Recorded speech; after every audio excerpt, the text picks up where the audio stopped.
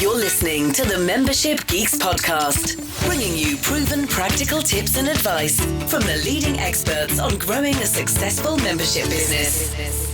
What's up, membershipers? How the devil are you? Thanks so much for joining me for another episode of the Membership Geeks podcast. I'm Mike Morrison, your host for the show, and today is the second in a little trip into the vaults where I'm handpicking out some of my favorite episodes or just some of the episodes I think are absolutely worth bringing back to your attention from over the last 10 years of the Membership Geeks podcast, because I know that even if you've binge listened every single episode or you were there from day one, you won't remember each of the 460 plus episodes that we put out over the last decade. That is a lot of me to work your way through. So a couple of times a year, I like to venture into the vaults and handpick some episodes to bump back up the list from all of those topics that are still as relevant today, if not more so. And today's episode, I feel, falls into the more relevant than ever before kind of category, because we're talking about something called subscription fatigue. This is something I first talked about in depth back. This is something I first covered in depth all the way back in 2019. In fact, I talked about it at our very first Retain Live conference. So this is now 7 years ago, which is insane. And it has continued to become a bigger and bigger threat and challenge to memberships. You know, back when we started in 2015, memberships were not commonplace at all. They were not taught, they were not talked about a lot. And, you know, when they started to build a popularity, there were a lot of people suggesting maybe it was a fad, maybe it was a trend. Now, of course, the fact we're here 10 years later shows that that's not the case. And the pandemic absolutely was responsible for a big uptick in memberships.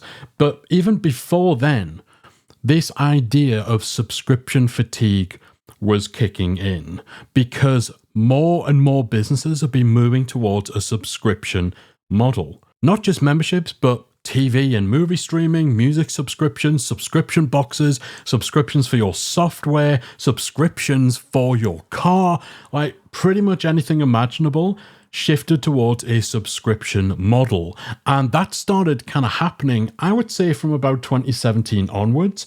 And now in 2026, we're even further into that.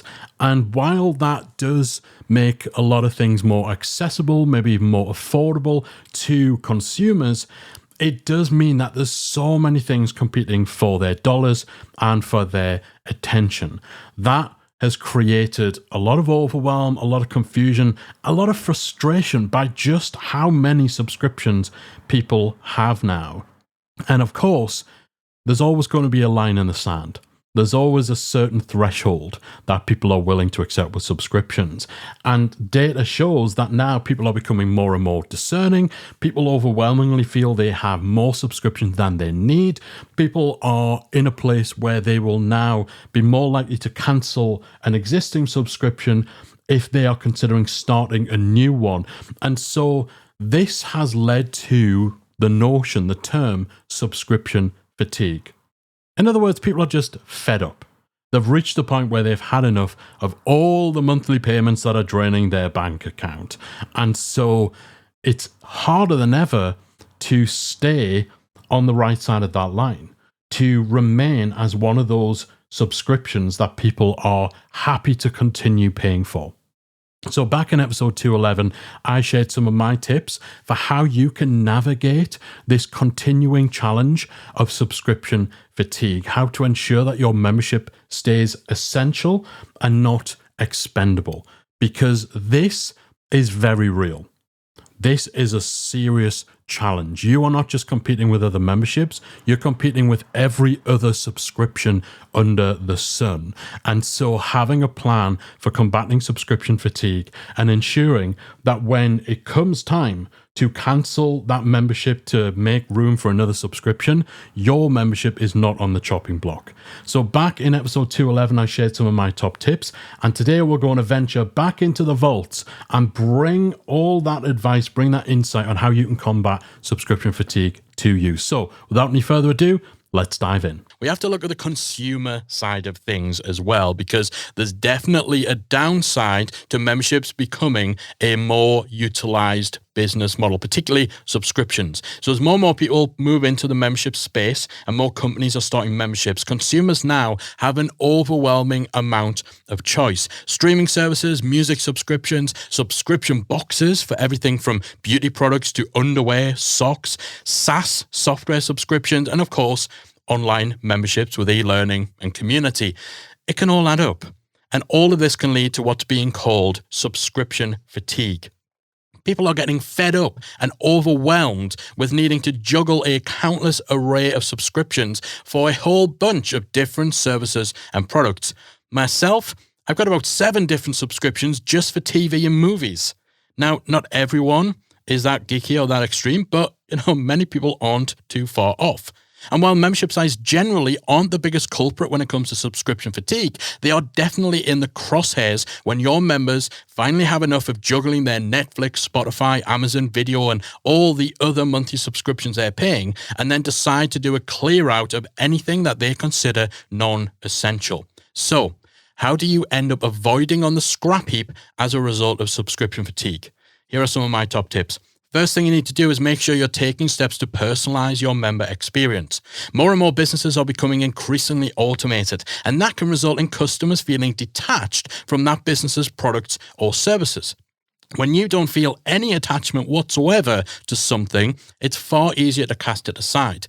We are big advocates for adding a personal touch to your membership wherever you can, working it into your member experience, whether it's by connecting with your members directly inside your community and actually showing up and having a presence there. Maybe it's providing some sort of coaching element where people can interact with you personally, or even just sending private personal welcome videos to every new member joining your site.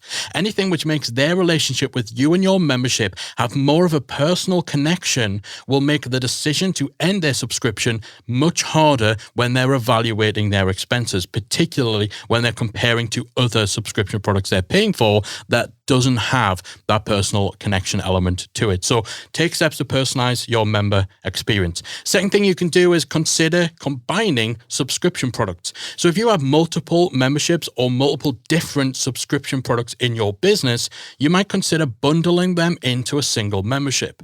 So people are paying a single subscription for access to 2 or 3 core things that otherwise they would have been paying separately for. So maybe that one subscription gives them access to your membership, gives them access to your SaaS product, or maybe it's an app or a tool or software that they'd normally have to pay a separate license for. Maybe it's a book club or just something like that. Anything else that people would need to make a regular subscription payment for. If you bring them all together under a single product, a single payment, a single subscription, then that can make it far more likely that you'll avoid the chop when someone's reevaluating the services they're paying for. This is something that Amazon do very, very well. You pay one single subscription for Amazon Prime, that gives you access to their video streaming service, gives you access to their premium delivery, the Prime at Home service, gives you access to music and a whole bunch of things that were previously all separate products. Many other big hitters are moving in the same direction too, consolidating multiple subscriptions into one in the aims of avoiding the chop when people are battling subscription fatigue. This also stacks your value proposition to a point where your product just becomes far too valuable to cancel. And so if someone's not using everything that you offer, they're less likely to end their subscription because it means they have no other way of getting the thing that they are using and the thing that is really valuable to them. And it also means when people are listing out all the subscriptions they pay for, you're just a single entry rather than taking up half of the list. So if you have multiple subscription products in your business, consider combining them all into a single product.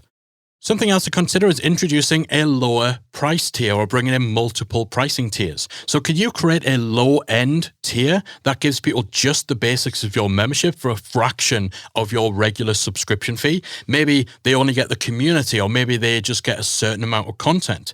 Then you could give members the ability to downgrade their membership if they're finding that they're overwhelmed with all the different subscriptions they're paying for and they'd consider canceling yours. If they can downgrade it for a lower cost and a reduced amount of functionality or features, then that might be more attractive to them than cancelling entirely. And it keeps them in your ecosystem, making it far more likely that they may return back to the regular subscription level later on once they've cleared out some of their other payments. Now, this won't be suitable to every membership. It very much does depend on what it is that you offer, but it can certainly help in some situations where affordability might make the decision to cut your membership easier if someone is cleaning house. Similar to having downgrade options, giving members the ability to put their account on pause temporarily can be a much better alternative to losing them completely. Again, this can help ease members' subscription fatigue without them disappearing forever. So that's the fourth tip there, giving members the ability to pause their account rather than having to cancel it. And that obviously means that for whatever period they're on pause, they either don't pay anything, or we see in some cases people have essentially an account maintenance fee. So rather than paying $50 a month, they can put their account on hold and pay $5 a month, essentially to avoid their account being shut down completely and them losing any progress or anything like that. Now, whether or not you would charge a maintenance fee really depends on how much someone could potentially lose if they were to have their account removed completely. Not all memberships are going to have the sort of functionality and the sort of offering that has such a big pain of disconnect that can justify someone paying a maintenance fee. But, depending on your circumstances, there might be something to consider. Now, of course, one way to remove subscription fatigue is to remove the subscription element entirely. So as an alternative or even as an additional option to a regular ongoing monthly subscription, you could instead offer a longer fixed term period that doesn't automatically recur. So it's a one-off payment for a set period of time. It's not a subscription. And then at the end of that term, if someone wants to remain a member, they then sign up again to extend their membership. Now, that may sound counterintuitive. Surely you want to keep people on the hook with a recurring payment. And obviously, you would need to have something great in place to re-engage those people around the time of their renewal, to keep them engaged enough to want to continue on after their term expires. But it's certainly a valid way of combating subscription fatigue, and the flexibility of offering something like a 3-month pass or a 1-year pass to your membership could actually attract more members who otherwise might be put off by the idea of a recurring subscription. So not only do you help combat subscription fatigue for your existing members,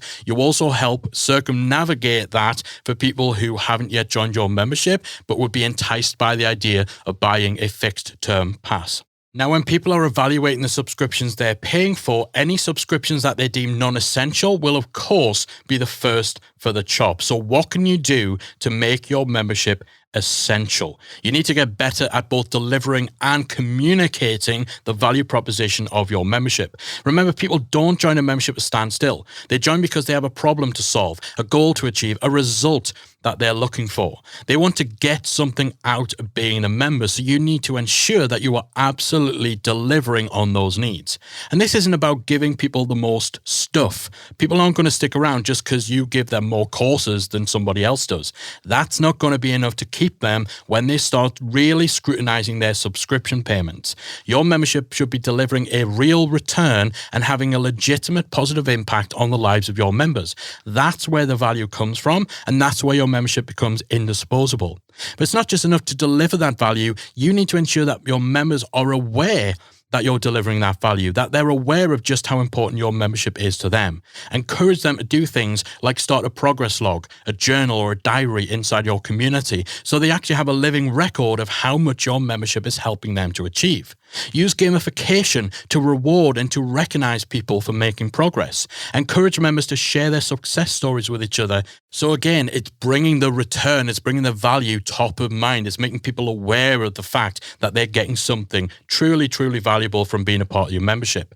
It's not enough to just help someone get results. They need to be aware that those results are coming from being part of your membership. That's what makes it essential. So, those are my top tips for how membership site owners can combat subscription fatigue. Number 1, take steps to try to personalize your member experience. Someone feels a personal connection with you and your membership, they're going to be far less inclined to cancel it when they're reviewing the things they're paying for.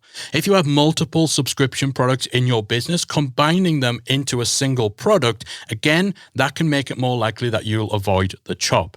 You might want to look at introducing a lower price tier so that if someone is thinking about cancelling, they have the softer option of being able to downgrade. Alternatively, you might give them the ability to pause their account so they can put their subscription on hold until a point where maybe it's more affordable, or maybe a point where the overwhelm of all the subscriptions they're paying for has subsided.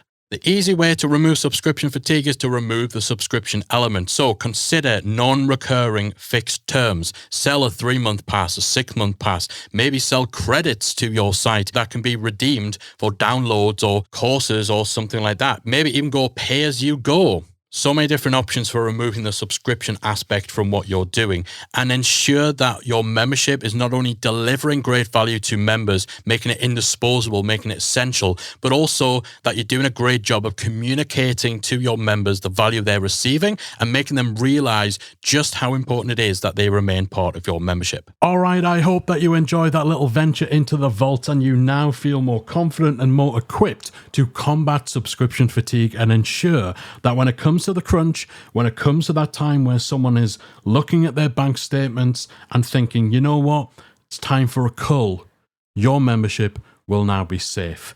That is it from me for today. Next week, we finish our little trip into the archives of the Membership Geeks podcast. We're going to be talking all about why you are losing members and, more importantly, what you can do about it. That is a can't miss episode, so make sure you join me next week for another installment of the Membership Geeks podcast. Bye for now. If you enjoyed this week's episode of the Membership Geeks podcast, we invite you to check out membershipacademy.com. Membership Academy is the original membership about memberships, and it's the essential resource for anyone at any stage of starting, growing, and running a successful online membership business. Whether you're still trying to figure out what your idea is going to be and you need some help making it a reality, or whether your website is already up and running and you're looking for ways to grow and attract new members, then Membership Academy can help you to get to the next level. Not only do you get access to our step-by-step membership roadmap, our extensive training library, and exclusive member-only discount and tools, you'll also become part of our supportive, active community of membership owners that will help you along the way in your journey with feedback, encouragement, and advice. All of this and more make Membership Academy the #1 place to be for anyone looking to start, manage, and grow a successful membership business. Check it out and join the community at membershipacademy.com.